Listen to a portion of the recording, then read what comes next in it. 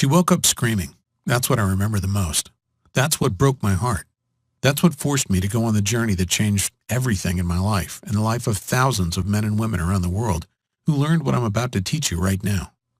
The moment my beautiful, badass wife Tara, a woman who could take down a perp twice her size with nothing but a nightstick, who was the meanest power forward on our college basketball team, and who could shut up anyone stupid enough to give her lip with nothing but her cop stare, woke up in a cold sweat, her jaw clenched so tight I thought she would break her teeth. And then she screamed so loud, I heard ringing in my ear like I was at a heavy metal concert. What happened next is what tore my world apart.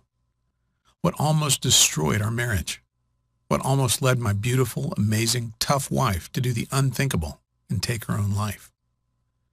But even though it was the worst moment of my life when it happened, and led to the biggest test I have ever personally faced, I actually find myself grateful it happened, and in a weird way you will too, because it led to a strange scientific discovery that has saved the lives of tens of thousands of men and women around the world.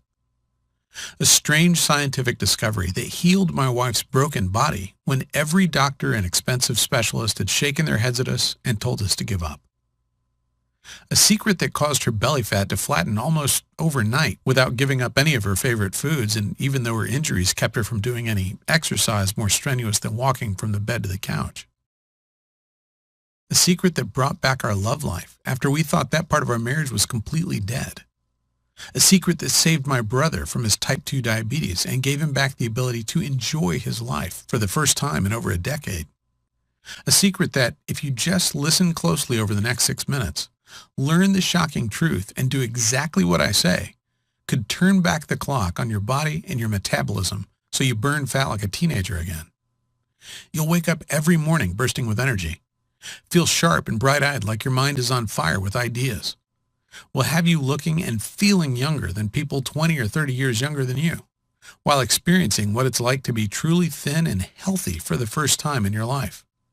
All by using the strange scientific secret to do one little thing 3 times a day that almost automatically forces your body to lose weight, even if you're 40, 50, or even 200 pounds overweight.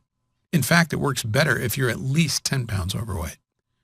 Even if you simply don't have the time to exercise, or simply don't like exercise, this strange scientific secret doesn't involve doing anything more difficult than visiting your grocery store. Even if you feel like you simply can't give up your favorite sweets and comfort foods and have failed at diet after diet before, which was definitely not your fault. No matter what, if you just follow this secret, you too can experience what it's like to look in the mirror and be proud of what you look like, to never have to worry about your weight again, to know with absolute certainty that you've done everything possible to live a long and healthy life. Oh, and by the way, whatever you're thinking the secret is right now, I promise you, you're wrong. Because the strange secret we discovered that's helping not only my wife, but thousands of men and women around the world shed pounds like a snake shedding its unwanted skin. Roll back much of the damage caused by diabetes and heart disease. And finally, make this losing weight and staying healthy thing make sense and be as easy as it's supposed to be. It took my wife and I going through a personal hell that so easily could have broken us, but that has brought us closer together than ever, even though that thought seemed absolutely impossible just a few short years ago. Tara, baby, wake up, I said. You're okay. But she wasn't listening. She was there again, back in her squad car, watching a telephone pole rush toward her like a speeding train, bracing for impact, reliving the moment that ruined our lives, the moment that her body became her enemy, the moment I started to lose her. Don't touch me. I'm fat and disgusting, and I'm always going to be fat and disgusting. I don't want you to touch me, she yelled when I reached out to hold her, to kiss her, to show her how much I loved her no matter what she looked like. Suddenly, I felt a terrible wave of shame rush over me. She was my wife, the woman I promised to protect and take care of. And seeing her laying there in agonizing pain and frustration, I felt powerless and weak and useless in a way that I never thought possible. It took over an hour for her to calm down enough to go back to sleep. An hour of tears and self-loathing and hopelessness and grabbing hold of the belly fat she hated so much. Tara had been an athlete her whole life. It was one of the things that made me fall in love with her. how physical and fearless and fit she was, with a body that made her look more like a model than a cop. But since the accident, since the broken bones and the battered spine and the constant, terrible, crippling back pain took away every sort of activity she loved so much, everything had changed. It had been years since the crash. Years of watching the woman I loved struggle and suffer and give up hope. Years of watching her sink deeper and deeper into despair as she kept gaining weight no matter how hard she tried not to. Years of feeling so helpless as my happy, healthy wife became someone else, someone I didn't recognize, someone I'm not even sure wanted to keep living. And now, in her 40s, it's like the battle was lost. The weight just kept coming until she had 196 on her 5'11" frame. And the woman who used to face every challenge with a smile seemed to have given up. "You have to lose weight, Tara," the doctor had said in a patronizing voice, like he was explaining why being overweight was bad to a 5-year-old.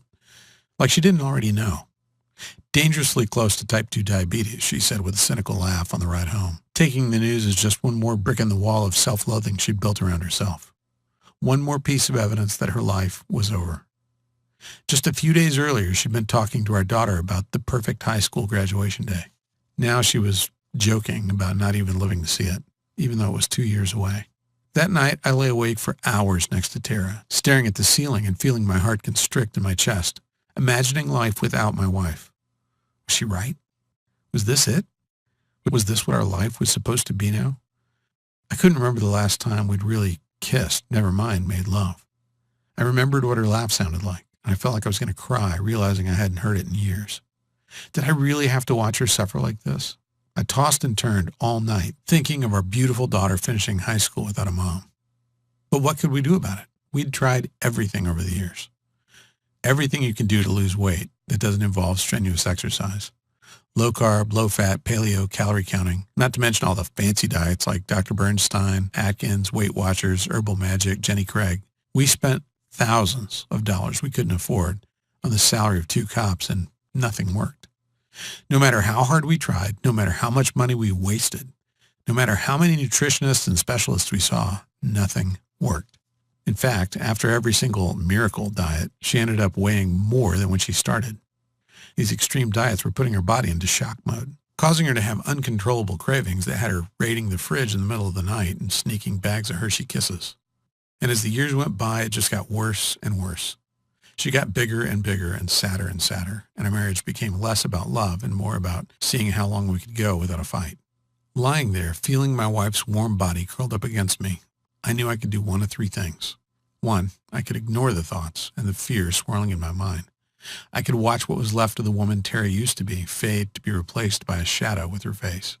I could watch our marriage crumble to nothing as we headed for the divorce I knew was in our future if we didn't do something.